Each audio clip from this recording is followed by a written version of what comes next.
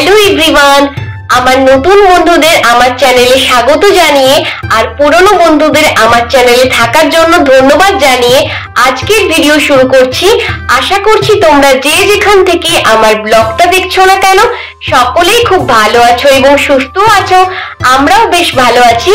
আজকে চলে এসেছি তোমাদের জন্য বেগুন দিয়ে একদম একটা নতুন রেসিপি নিয়ে। আমার মতো করে তোমরা যদি একবার এরকম ভাবে বেগুন বানিয়ে খাও, কিলো কিলো বেগুন নিয়ে এসে একাই খেয়ে নেবে।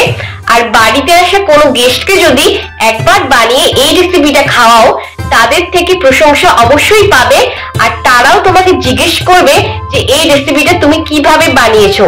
তাহলে চলো আজকের ভিডিও শুরু করি। চলো তাহলে আজকের রেসিপিটা বানানোর জন্য প্রথমে সবজিগুলোকে কেটে নিই। প্রথমেই আমি বেগুনটাকে ভালো করে ধুয়ে নিয়ে কাপড় দিয়ে মুছে এরপর আমি ছুরি দিয়ে গোল গোল করে কেটে নিচ্ছি। আজকে আমি যে সবজিটা বানাবো সেই সবজিটার একটু ডিফারেন্ট লুক দিচ্ছি। যখন এই রেসিপিটা বানিয়ে বাড়িতে আসে অতিথিদের দেয়া হবে, তাদের যাতে একটা আলাদাই ফিলিংস আসে আর প্লেটে কিছু স্পেশাল দিয়েছো এটাই তাদের মনে হয়। এবার সেম ভাবে আলুগুলো খোলা ছাড়িয়ে নিয়ে আলুগুলোকেও গোল গোল করে শেপ দিয়ে কেটে নিচ্ছি। এরপর এই বেগুনগুলোকে বাটিতে নিয়ে নিয়েছি আর পরিমাণ মতো নুন আর হলুদ গুঁড়ো দিলাম। তারপরে ভালো করে বেগুনের সাথে সবকিছুকে মাখিয়ে নিলাম। এবার কড়াই বসিয়ে নিয়ে তেল গরম করে নিয়ে এর মধ্যে বেগুনগুলো আমি অ্যাড করে দিয়েছি। প্রথমে হাই হিটে রেখে একটু কিছু সময়ের জন্য ভালো করে ভেজে নিয়ে তারপরে লো হিটে রেখে চাপা দিয়ে দিয়ে ভাজতে হবে। বেগুনটা আমার অনেকটাই ভাজা হয়ে গেছে আর একদিকটা লালও হয়ে গেছে। চলুন তাহলে এবার অন্য দিকটা উল্টে নিই। আমি এখানে বেগুনগুলোকে একটু কম তেলে ফ্রাই করেছি। আপনারা চাইলে বেগুনগুলোকে ডিপ ফ্রাইও করতে পারেন। সেম ভাবে আলুগুলোকেও নুন হলুদ মাখিয়ে রেখেছিলাম, ওই একই কড়াইয়ের মধ্যেই আলুগুলো দিয়ে আলুগুলোকে ভেজে নিলাম। এরপর ওই একই কড়াইয়ের মধ্যে আমি পেঁয়াজ দিয়ে দিয়েছি। পেঁয়াজটা এখানে চিলি চিকেনে যেরকম পেঁয়াজ কাটে সেরকম ভাবেই বড় বড় করে পেঁয়াজ কেটেছি। তারপরে অল্প নুন ছড়িয়ে পেঁয়াজটার কালারটা হালকা হালকা যখন লালচে হয়ে আসবে সেই সময় পেঁয়াজটাকে নেড়ে চেড়ে আমি কড়া থেকে নামিয়ে নেব। এরপর ওই একই কড়াইয়ের মধ্যে অল্প একটু তেল দিয়ে এর মধ্যে কালো জিরে, গোটা জিরে আর একটা দারচিনি ফোড়ন দিলাম। আগে থেকে ছোট ছোট করে পেঁয়াজ কুচিয়ে রেখেছিলাম, সেই পেঁয়াজটা অ্যাড করে ভালো করে সবকিছুর সাথে মিশিয়ে নিয়ে পেঁয়াজটাকে একটুক্ষণের জন্য আমি ভেজে নিচ্ছি। পেঁয়াজের কালারটা হালকা হালকা পরিবর্তন হয়ে যেতে এর মধ্যে একটা মশলার পেস্ট অ্যাড করলাম। টমেটো, রসুন আর কাঁচা লঙ্কা আর অল্প জল দিয়ে মিক্সিতে দিয়ে একটা পেস্ট বানিয়ে রেখেছিলাম। ভালো করে একটুক্ষণ নাড়াচাড়া করে নিয়ে এর মধ্যে কিছু শুকনো মশলা অ্যাড করেছি। জিরে, ধনে, হলুদ গুঁড়ো, গরম মশলা গুঁড়ো, অল্প লঙ্কা গুঁড়ো, তারপরে ভালো করে আবারও মিশিয়ে নিচ্ছি। এবার চাপা দিয়ে মশলাটাকে একটুক্ষণের জন্য কষতে দিই। চলুন তারই ফাঁকে আমি ডিমটাকে রেডি করে নিই। তার জন্য একটা বাটির মধ্যে আমি দুখানা ডিম অ্যাড করেছি। এরপর এর মধ্যে পরিমাণ মতো নুন, হলুদ গুঁড়ো, লঙ্কা গুঁড়ো, তারপরে ভালো করে চামচ দিয়ে ডিমটাকে আমি মিশিয়ে নিলাম।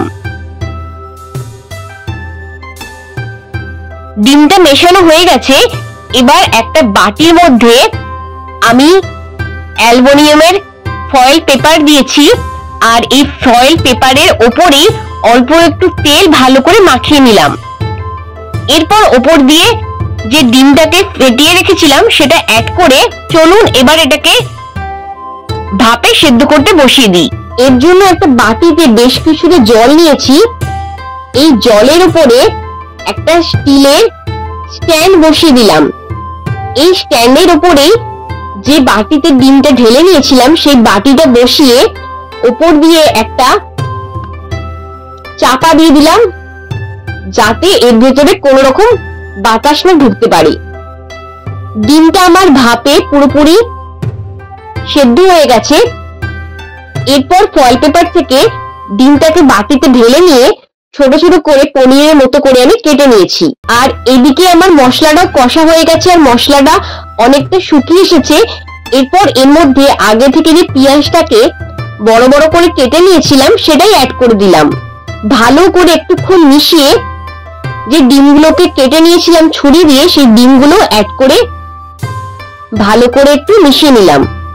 এরপর এর মধ্যে ভাজা বেগুন আর আলুটা অ্যাড করলাম।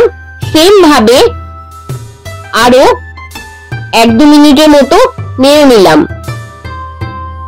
আর ওপর দিয়ে বেশি করে একটু গরম জল অ্যাড করেছি দেখো।